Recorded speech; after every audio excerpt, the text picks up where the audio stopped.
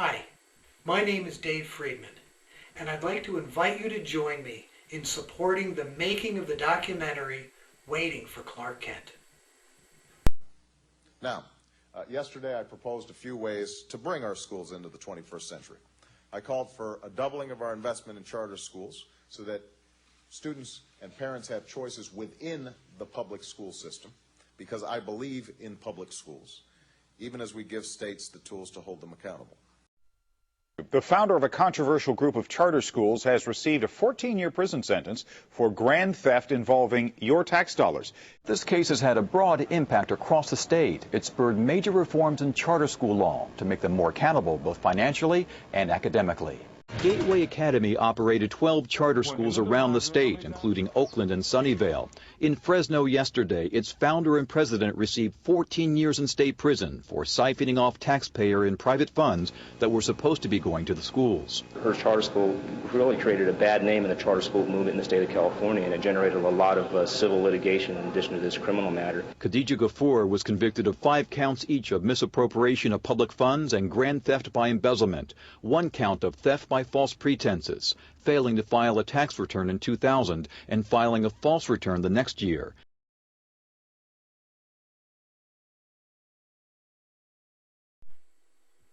As you vote on your school budget, remember that you have no say in how much money the public charter schools get or what they do with that money.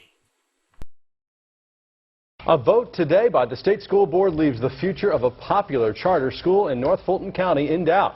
The board cited big concerns about the school's management in denying its appeal for a charter renewal. And Fox 5's Paul Yates reports. The state board refused to renew the school's charter following an earlier rejection by the Fulton County school system. While acknowledging academic performance, officials said the school made management decisions that left its financial stability in question. They put themselves at risk of having to close at any moment, and so we could never approve a school where children would be doing well academically and then it closes in the middle of the school year. Board members said they decided to act without further delay to give families time to make decisions for the next school term. Maybe things aren't as good as they seem. In the accountability report prepared by the charter school itself, that's right, they evaluate and grade themselves. Anyway, in this report, KIPP has an attrition rate of students at over 50% in 3 years.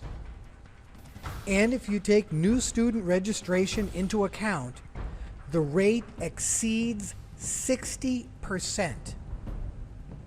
Now, given 3 years to weed out the bad students, the undereducated, the special educated, the behavior problems, and the uninvolved families, leads me to believe that any data showing grades and academic progress is questionable at best and realistically an exaggerated lie.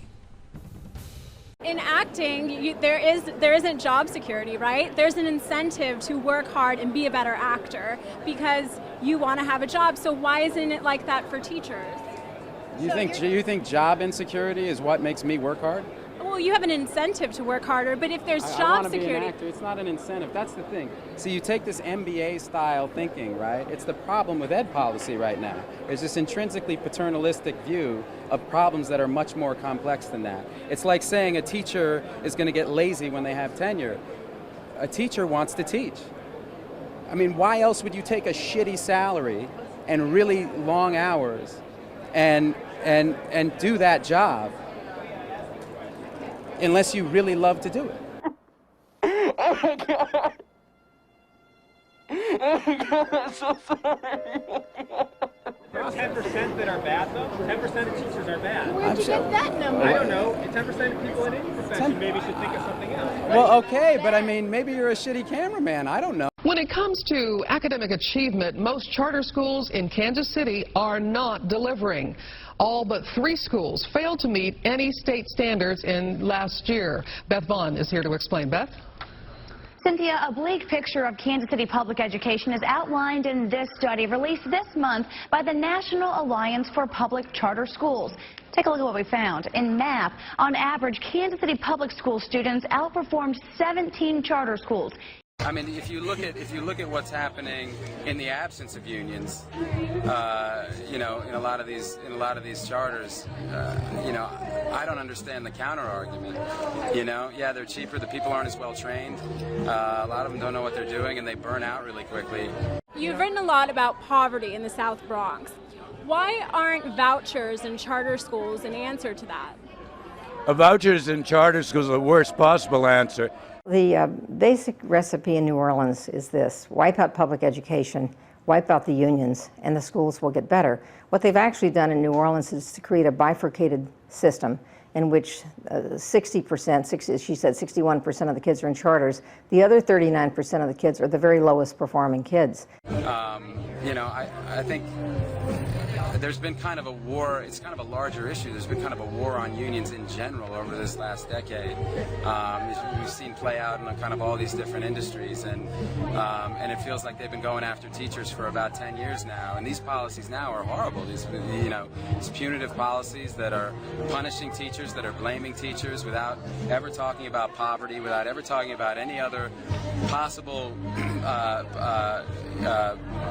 contributing factor. Because, first of all, they will never serve more than 2 or 3%, maybe 5% at most of the population. So then we need more charter schools. Now that's insane. But what the charter schools do, and it's not just in New Orleans, but in many cities, is that they skim. They skim in the poorest communities. They have lower percentages of kids who are limited English proficient. They don't have the kids who have the most severe disabilities.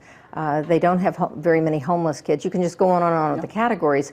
And by not taking their fair share of those kids, they have higher scores. The fact is, first of all, charter schools on average are no more successful than public schools. The only ones you hear about are the super schools, the ones that get on Oprah. So to break up the union and pay them less and give them less rights is definitely not the answer. And that's certainly not the way you're going to draw people into the field of teaching.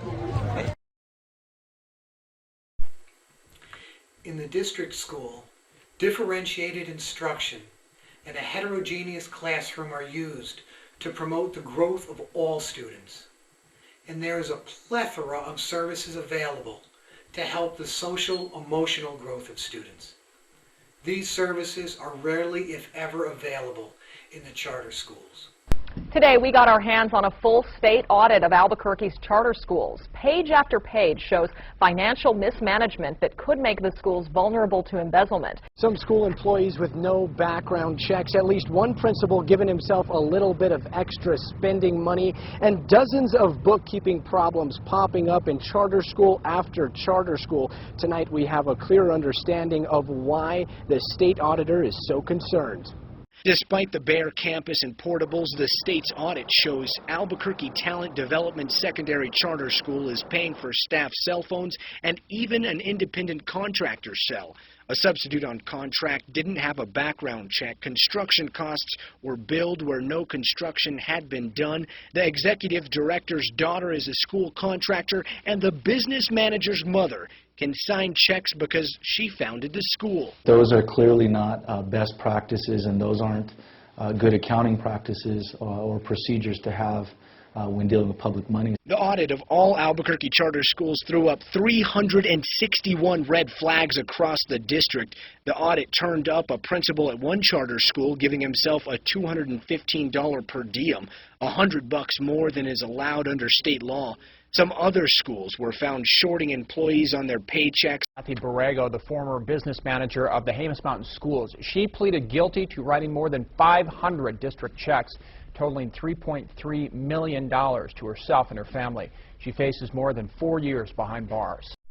So join me as I investigate what the charter schools do with the money they're given and discover how millions of dollars are given in rent and management fees every year to a small group of corporations who answer to no one.